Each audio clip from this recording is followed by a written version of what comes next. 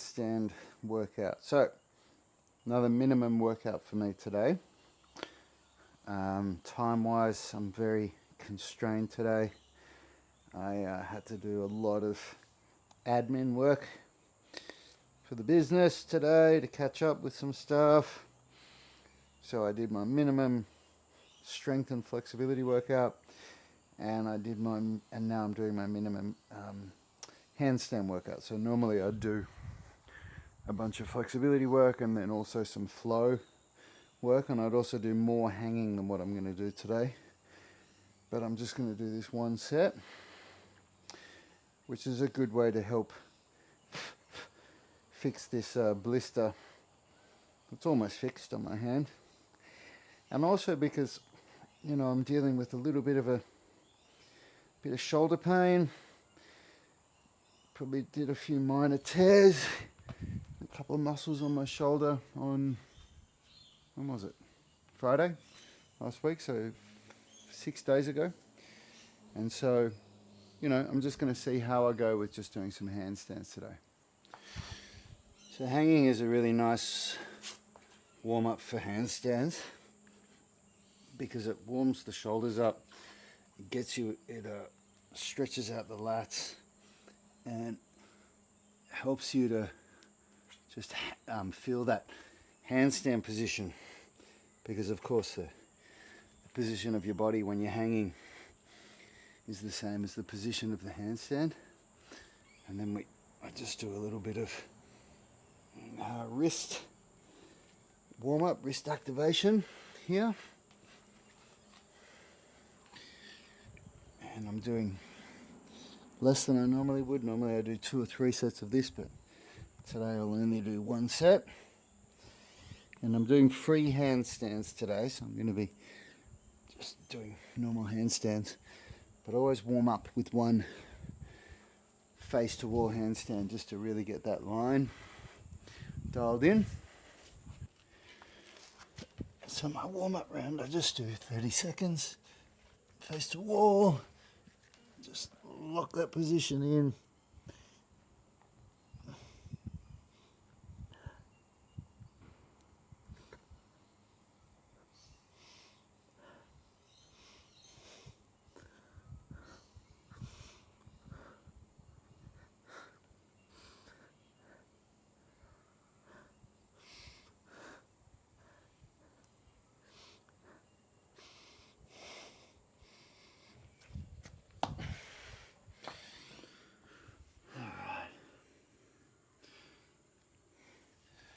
And now 2.5 minutes break between sets. And I usually, not always, but I like to try and just do some type of mobility training in between sets.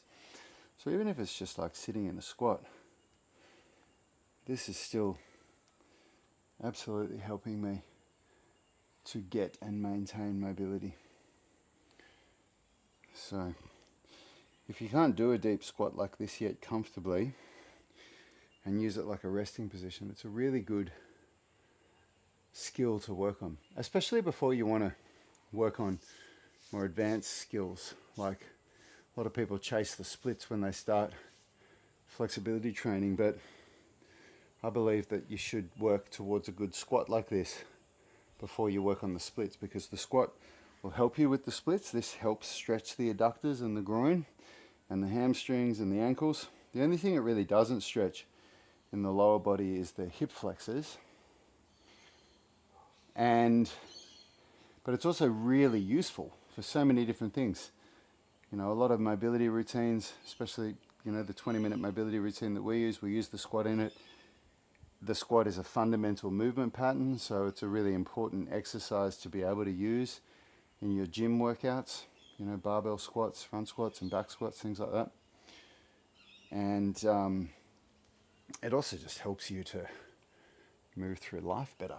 So if you don't have a good squat yet, I recommend working on a good squat before you work on more advanced flexibility movements.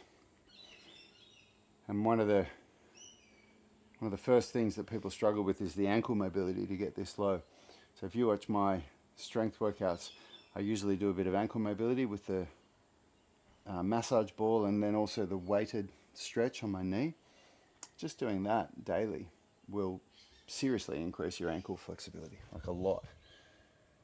All right, let's see how this first set goes.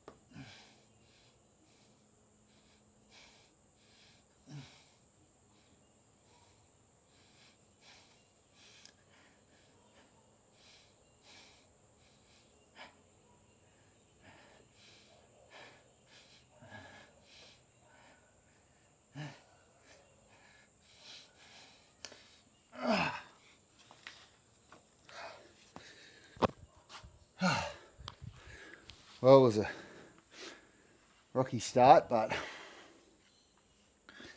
I got there in the end. Oh.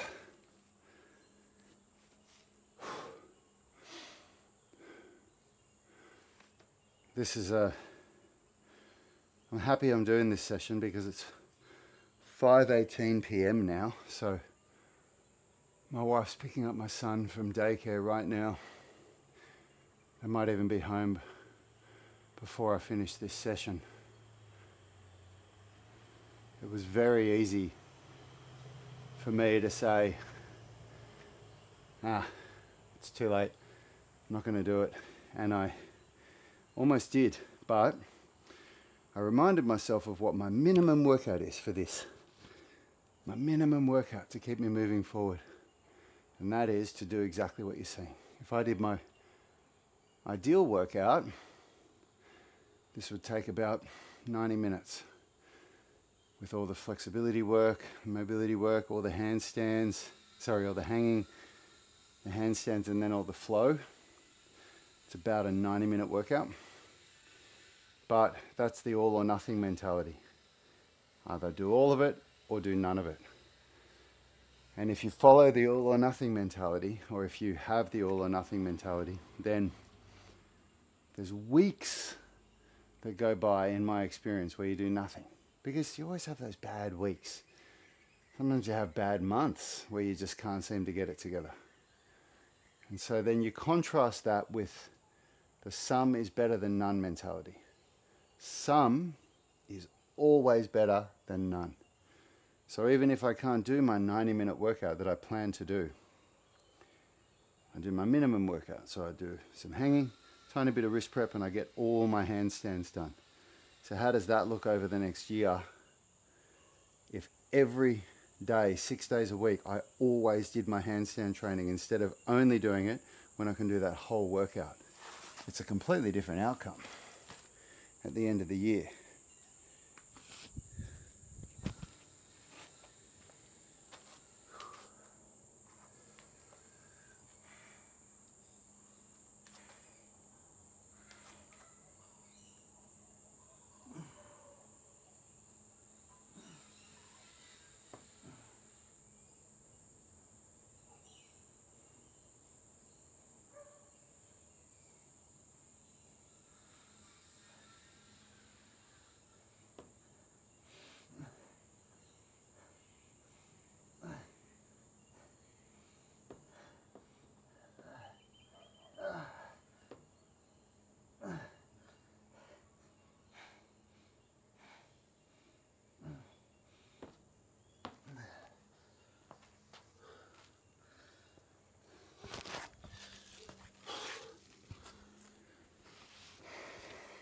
I used to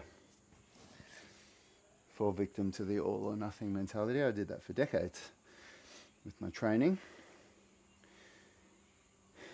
And it's a concept that my brother Yanni and I kind of stumbled across.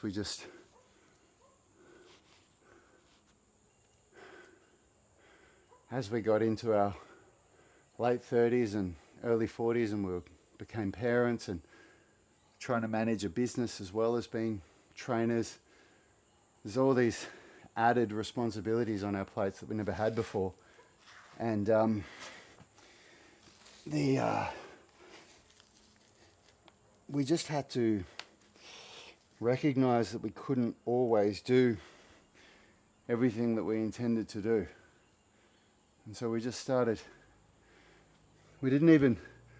At first we didn't intend to call it a minimum workout and a goal workout, but we just started to create our own minimum workout. Like, this is the minimum that I can do. If I do this minimum amount and I'm still moving forwards towards my goals, I'm still getting closer.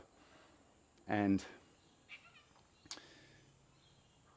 I went through, in the last 8 years or so, or 7 years since my son's been born, I've gone through periods where I virtually didn't train for a month. I almost did nothing. And I just got to a point where I just thought, man, where does this end? Like, is that who I want to be? Am I that guy who used to be good at the things that I love, and now I'm the dad who's just got a whole bunch of stories and pictures of what I used to be like? And I just thought, no way, I don't want to be that person. I want to be that person that is still continually working towards my fitness goals and the things that matter to me, so that I'm inspiring myself and my son and the people around me.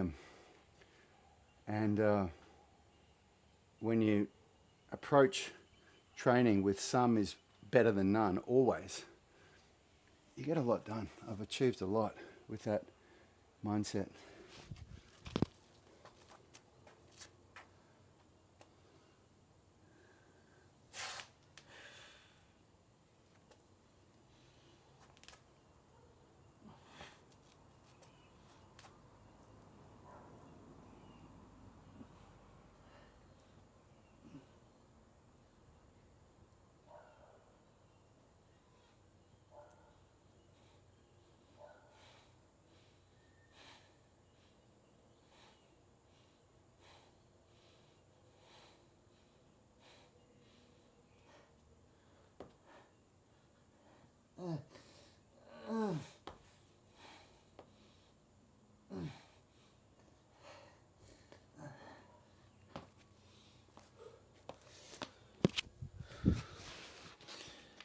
Whew. All right. See? Almost finished. And it's really not that long. And for me, because I've already done my strength work, my flexibility, doing this is a real, icing on the cake. It really, you weigh up 6 days a week of this versus all the sporadic efforts that you have if you don't do this, have this some is better than none approach to your training. And I've really clearly defined what my minimum workout is and what my goal workout is and what my ideal workout is, so that I don't have to think on the spot, what am I going to do if I can't do everything? I just know straight away, okay, I've got this much time, bang, I'm doing this version of the workout. So I think that's a really important part of this. So it's something that's really helped me.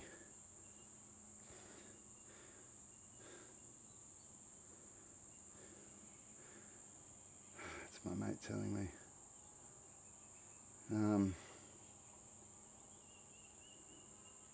he can't go for a run with me tomorrow.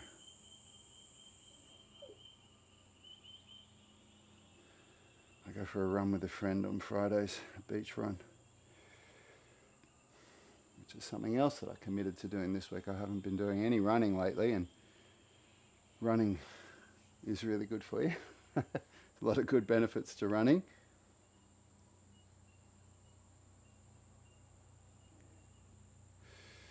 Just going to tell him it's okay.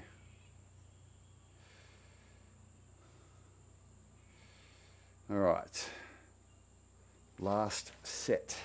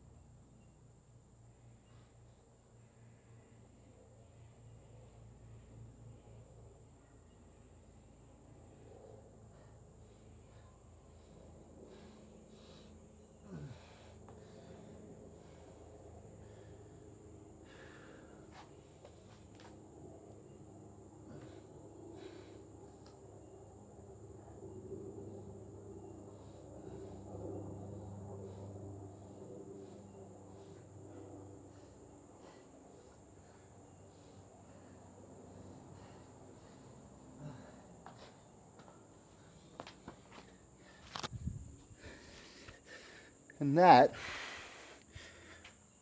is a significant improvement from even just 2 weeks ago.